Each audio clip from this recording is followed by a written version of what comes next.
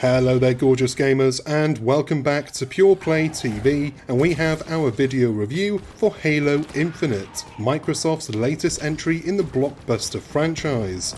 Does Master Chief come out on top, or is he getting teabagged by the grunts? Watch on and find out.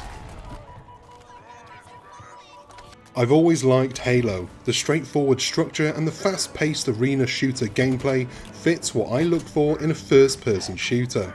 Halo has been delivering the goods for 20 years now, and in that time we've seen Master Chief go through it all. But now his biggest challenge is upon him: navigating an open world. Halo Infinite takes a tropical leaf from the Far Cry playbook with its latest installment, and like all things new and unknown, it has its benefits and its drawbacks.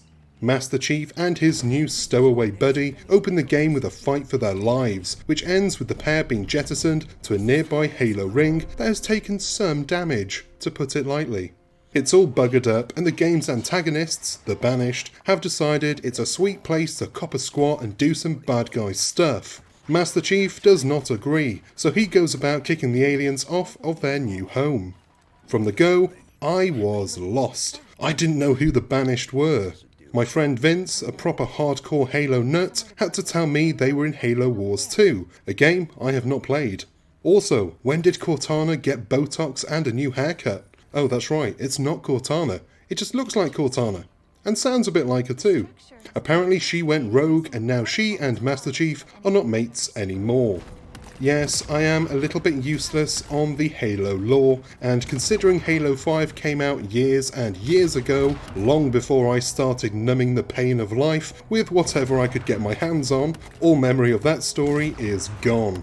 Should I have played Halo 5 again before playing Infinite? Maybe. But would a previously on Halo intro saved me a lot of head scratching? Definitely. You can split Halo's gameplay into two different sections: traditional linear missions and open world, do as you like exploration. Halo Infinite's open world sucks. For one, it's quite lifeless and dull when you're not dodging colourful blasts of fire. Simply getting around the place is also a bit of a chore. The usual slew of vehicles are present and they help in getting across the barren lands quite quickly, but often I'd have to abuse the new grapple hook feature to cheese my way to my location, or jump stupidly over rocky formations. The open world serves to give you something to do outside of the main missions, and being that Halo is a modern game, there is of course an RPG-light system that plays into the world. Exploring the different locations and enemy hideouts will reward you with stuff, and as you collect point tokens, you can upgrade Master Chief's abilities. Honestly, I found this to be a little bit pointless. Sure, upgrading the armor is a good move, and I did not shy away from the grapple hook upgrades either, but Master Chief's three other abilities, Dash, Deployable Shield, and the Enemy Scanner, were rarely utilised. I didn't find myself being forced to use them throughout the game, so I stuck with the grapple hook as my main right bumper ability. Despite Halo Infinite's open world being a bit lacking and, dare I say, unoriginal, the game's trademark gameplay does fit quite nicely when the world was being put to good use, with the massive arenas to duke it out with the nasty aliens. I really enjoyed the idea. It's just that when you're not actively engaged with anything in the world, it becomes a bit boring. Thankfully, there is a fast travel system to save a bit of lugging around. On the other side of the coin are the main story missions. These are excellent, and while I was lost with the story to begin with, I was quickly invested in Chief's tale, and I came to quite like the new Not Cortana. In fact, the story is probably the best that I can remember in a Halo game. I grew to really like the Not Cortana and her chirpy attitude, and it came as quite a shock when later on in the story she gets really mad at Chief, and it hits hard. Chief himself feels more human than ever too. He's still a man of few words, but I found what he had to say was impactful when it mattered. For instance, Not Cortana asked Master Chief if he was okay, and his response was, "No, not really." And it gave me a little kick in the belly. Apologies for the really poor impression. This was Master Chief, the hero of 5 games, the face of the Halo brand, and by extension, the go-to mascot for Xbox. and he said he wasn't okay. In that moment, he felt vulnerable, and I genuinely wondered if the game was going to throw a Red Dead Redemption ending my way.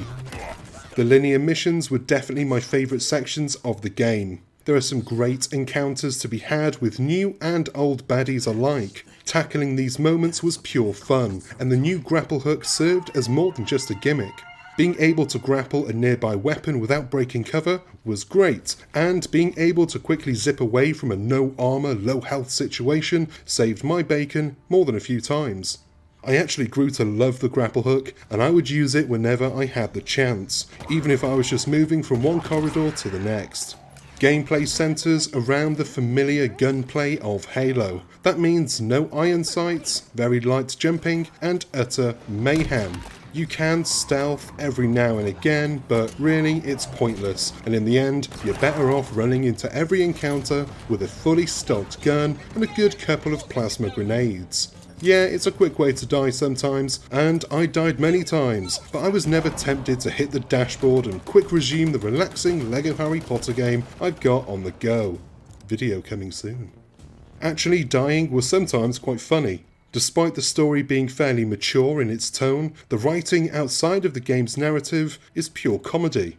Every time I died, I would get roasted by a nearby alien enemy, and I'm genuinely surprised they never teabagged my corpse. Friendly NPCs who can join you in vehicles and in battle in the open world are also a little on the daft side. It's nothing near to being the point of parody, but it's funny enough that I noticed, but it didn't take me away from Master Chief's very serious mission.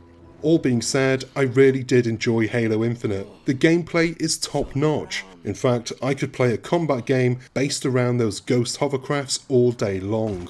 The story is really well done, and it brings some real humanity to its characters, but the open world feels a little bit undercooked, and it doesn't really bring anything new to what has been done in other open worlds. Sure, it's Halo in a decent sized open world, but it could have been a traditional level based campaign, and I wouldn't have minded. Still, better to have than not to have, and it does give you something to do after the story if you're not going to invest the hours in the multiplayer. I have played some multiplayer and I will play some more, but I'm definitely a single player dude, and single player games are what I aim for. Halo Infinite delivers a solid single player dude game. If you're on Game Pass, this is a no-brainer. If you're not, but you are a massive Halo fan, then yeah, it's probably still a no-brainer.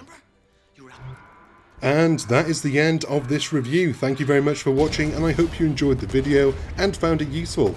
I really had a good time playing this one and putting this review together. The work is always more welcome when it's about something positive, you know? Anyway, if you enjoy what we do here, please like this video, leave a comment to feed that greedy algorithm, and subscribe to our humble little channel if you haven't already done so. I've been Chris, you've been gorgeous, and I'll see you on the next one. Until then, cheers my dears.